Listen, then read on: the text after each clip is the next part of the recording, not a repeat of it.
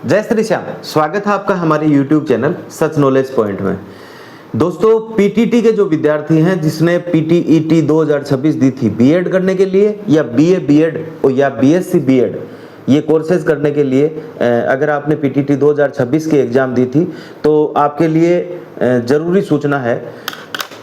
आज का वीडियो उसी के लिए लेकर आया हूं मैं, और वो है काउंसलिंग के मैटर में। पीटीटी 2026 के जो विद्यार्थी हैं उनकी काउंसलिंग का मतलब होता है आपकी जो कॉलेज अलॉटमेंट है, वो कॉलेज आप कौन सी कॉलेज लेना चाहते हो, वो कॉलेज जो है वो आपको फिलअप करनी पड़ती है। काउंसलिंग के अंदर वो कॉलेजें देनी पड़ती है जिसके अंदर आप एडमिशन लेना चाहते हो। अब बात रही एडमिशन लेने के पहले की, तो उसके लिए काउंसलिंग का एक शेड्यूल होता है जो वर्धमान महावीर ओपन यूनिवर्सिटी जो पीटीटी को आयोजित कर रही थी, उसने क्या है कि इसका जो शेड्यूल है वो जारी कर दिया है। तो 5 जुलाई 2026 से, यानी आज ही के दिन से इसका जो शेड्यूल है वो जारी किया गया है, और अब जो है आप काउंसलिंग करवा सकते हैं। अब काउंसलिंग करवाने की बात यह है कि आपको कॉलेज जो भरनी है वो कॉलेज कहाँ से मिलेगी, आपका क्वेश्चन ये होगा। तो उसके लिए मैं आपको बता दूं, कॉलेजों की लिस्ट जो है, जितने भी बीएड कॉलेज हैं, बीए बीएड करवाते हैं या बीएससी बीएड करवाते हैं, उन कॉलेजों की लिस्ट वेबसाइट के ऊपर डाल दी गई है। अगर फिर भी आपको अगर वो लिस्ट आप पाने के लिए असक्षम है या आप उनको नहीं पा सकते, तो आप मेरे से कमेंट करके और मेरे को पूछ सकते हैं। तो मैं आपको जो है अल्टरनेट दूसरे टेलीग्राम या अदर कोई चैनल के माध्यम से मैं आपको जो है वो लिस्ट उपलब्ध करवा सकता हूं। अब बात रही आपकी काउंसलिंग की, तो काउंसलिंग के लिए जो फीस निर्धारित है गवर्नमेंट ने या यूनिवर्सिटी ने, मान लो तो पीटीटी की काउंसलिंग के लिए फीस निर्धारित कर रखी है। वो फीस आपकी रहेगी 5,000 रुपये। आपको 5,000 रुपये का पेमेंट करके काउंसलिंग के अंदर भाग लेना पड़ेगा। अब ये जो 5,000 का जो पेमेंट है, ये पेमेंट की बात स्पेशल मैं आपको ये भी बता दूं कि 5,000 का पेमेंट ई मित्र के द्वारा चालान कटाया जाएगा। तो ई मित्र के ऊपर जाकर आप 5,000 रुपये का चालान करवाकर काउंसलिंग के अंदर रजिस्ट्रेशन करवा सकते हैं। इसके बाद में अगर आपको कॉलेज का अलॉटमेंट हो जाए, अगर आपको कॉलेज का अलॉटमेंट हो जाए और उसी कॉलेज में जो आपकी इच्छा आपने भरी थी उसी कॉलेज के अंदर अगर आपका एडमिशन होता है, तो आप उस कॉलेज के अंदर जाकर अपना डॉक्यूमेंट वेरिफिकेशन करवाएंगे, और डॉक्यूमेंट वेरिफिकेशन करवाने के तुरंत बाद में आपको जो है बाकी की 5,000 रुपये आपके काउंसलिंग फीस हो गई ना, तो काउंसलिंग फीस जो है वो फीस ओरिजिनल जो यूनिवर्सिटी या कॉलेज की जो फीस है उसके अंदर जोड़ दी जाएगी, और बाकी के केवल 22,000 रुपये, यानी टोटल इसके 27,000 रुपये एक साल की फीस होती है।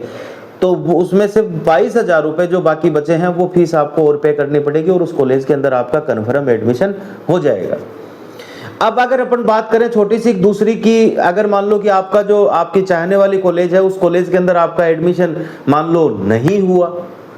और उसके अलावा कोई दूसरी कॉलेज जो आपने भरी थी 2 नंबर पे, 3 नंबर पे, 4 नंबर पे, उस कॉलेज के अंदर आपका एडमिशन हो गया लेकिन आप उसमें नहीं चाहते, तो अगर ऐसी कंडीशन हो, आपको कॉलेज अलॉट हो गई लेकिन आपने फिर भी कॉलेज लेने से मना कर दिया, तो उस कंडीशन के अंदर आप लोगों को मैं बता देता हूं, आपको जो 5,000 रुपये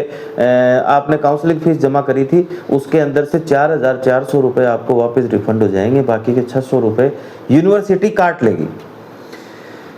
अब तीसरी कंडीशन और आती है, काउंसलिंग के अंदर आपने भाग लिया और काउंसलिंग के अंदर आपको पता चला कि आपने जो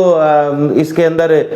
जो कॉलेज भरी थी वो कॉलेज आपने 10 कॉलेज की चॉइस दी या 20 कॉलेज की चॉइस दी। इसके अनलिमिटेड है चॉइस, आप कितनी भी दे सकते हो, आपके नज़दीक की दे सकते हो। एक ऑप्शन इसमें और भी आता है, एनीवेयर इन राजस्थान, यानी कि अगर आपके जिले में पोस्ट वो कॉलेज आपको नहीं चाहिए और एनीवेयर इन राजस्थान मतलब आपके परसेंटेज कम है लेकिन आप बीएड करना चाहते हैं, तो उस कंडीशन के अंदर एनीवेयर इन राजस्थान देने के बाद में आपको एनीवेयर यानी पूरे राजस्थान में कोई भी कॉलेज के अंदर अगर आपके सब्जेक्ट की सीट खाली होगी तो वो कॉलेज भी आपको अलॉट कर दी जाएगी। तो ये सारी सुविधाएं काउंसलिंग के अंदर उपलब्ध हैं। अब मैं तीसरी कंडीशन की आपको बात बता रहा था, तो तीसरी कंडीशन के अंदर अगर मान लो कि आपके पास में कॉलेज आपने जो भरी वो कॉलेजों के अंदर किसी भी कॉलेज के अंदर आपका नंबर नहीं आया, तो मात्र 200 रुपये काट के आपको 5,000 रुपये में से 4,800 रुपये, 4,800 रुपये आपको जो यूनिवर्सिटी है वो रिफंड कर देती है। और अगर रिफंड आप नहीं चाहो तो आप दूसरी कंडीशन, ये जो होने के बाद में जब आपकी एक लिस्ट अलॉटमेंट निकल गया उसके बाद में आप सेकंड जो काउंसलिंग है उसके अंदर भी भाग ले सकते हैं। उसके अंदर आप भाग लेकर और दोबारा कॉलेज जो है वो भर सकते हैं और उसके अंदर अलॉटमेंट का इंतजार कर सकते हैं। अब बात रही आपकी ये जो बीएड कॉलेज जो एडमिशन की, तो एडमिशन के लिए मैं आपको एक चीज क्लियर बता दूं, अगर आप 12वीं पास हैं और बीए बीएड या बीएससी बीएड के लिए आप एडमिशन लेना चाहते हैं तो वो 4 साल का कोर्स होता है। ये बात तो आपको जब पीटीटी की एग्जाम के लिए आपने फॉर्म भरा था तब भी आपने चेक कर लिया होगा, आपने उस टाइम भी देख लिया होगा इसके बारे में। तो मैं आपको बता रहा हूं कि वो 4 साल का कोर्स होता है। ये जो 4 साल का कोर्स है बीए बीएड या बीएससी बीएड, इसके अंदर आपको ग्रेजुएशन की पढ़ाई भी साथ में करवा देते हैं और साथ में आपकी ये जो प्रशैक्षणिक योग्यता बोलते हैं इसको बीएड को, तो ये भी आपकी क्लियर हो जाती है।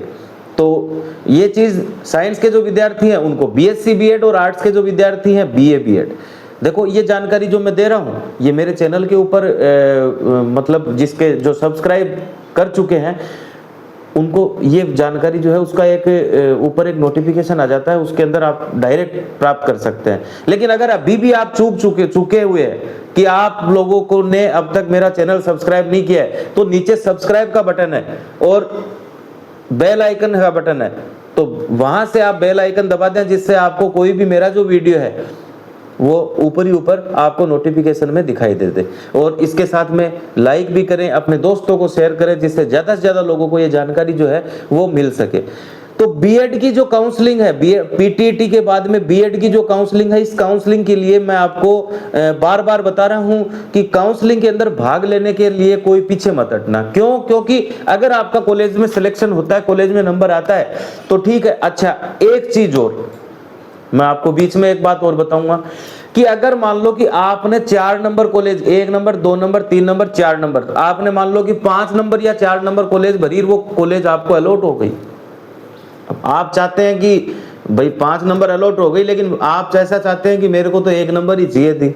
तो उसके लिए आपको कॉलेज के अंदर पहले आपको एडमिशन करवाना होगा, अपने डॉक्यूमेंट वहां सबमिट कराने होंगे और उसके बाद में आपको सबमिट कराने के बाद में एक ऑप्शन आएगा, इसमें काउंसलिंग जो शेड्यूल है उसी के अंदर आपको जो पोर्टल के ऊपर जो है उसके अंदर एक वो शेड्यूल आएगा कि अपवर्ड मूवमेंट का ऑप्शन आएगा। तो अपवर्ड मूवमेंट का मतलब ये होता है कि आपको अगर 5 नंबर की कॉलेज मिली है और आप चाहते हैं कि इससे ऊपर जो 4 कॉलेज भरी हुई है वो वरीयता के हिसाब से उसके अंदर में से किसी एक कॉलेज के अंदर एडमिशन चाहिए, तो आप अपवर्ड मूवमेंट कर सकते हैं। उसका फर्क क्या पड़ेगा कि अगर आपने जो ऊपर भरी है उनके अंदर एडमिशन मान लो कि नहीं हो सका किसी का और सीटें खाली रह गई, उस कंडीशन में आपको जो है सेकंड काउंसलिंग जब हो रही हो उस टाइम पे आपको फर्स्ट जो ऊपर की जो प्रायोरिटी है वो आपको मिल सकती है। तो दोस्तों